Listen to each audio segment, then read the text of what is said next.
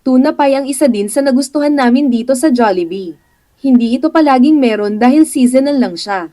Tuwing magmamahal na araw lang siya nagiging available. Crispy ang pinaka-crust niya at creamy ang filling niya.